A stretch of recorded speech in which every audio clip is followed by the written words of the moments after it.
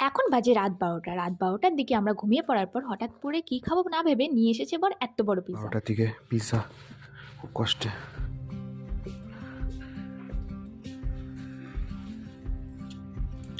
এত বড় pizza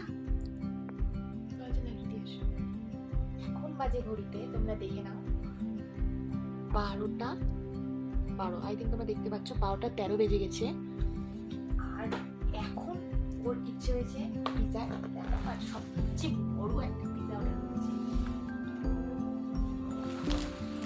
toppings দিয়েছে।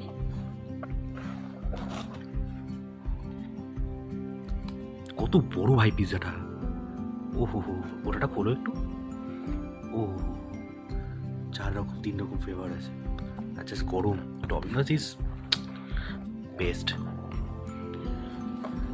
কেমন হলো পিৎজাটা তোমার রাত্রি 12টার দিকে?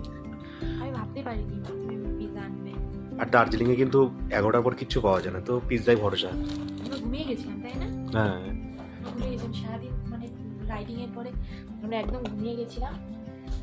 আর তারপর উঠে দেখি যে 11:30 বাজে, খুব খিদে পেয়ে গেছে। তো বললো যে নিচের থেকে কিছু নিয়ে আসি, কিন্তু ও যে অর্ডার দিয়ে নিয়ে আসবে আমি বুঝতেই পারিনি। এত বড় পিৎজা আমরা এত রাতে কিছু পাওয়াই যায় না দার্জিলিং, কি করবো? চলো। আর প্রাইস কত নিয়েছে? এটা প্রাইস নিয়েছে 1000 টাকা। তো সবাইকে গুড নাইট।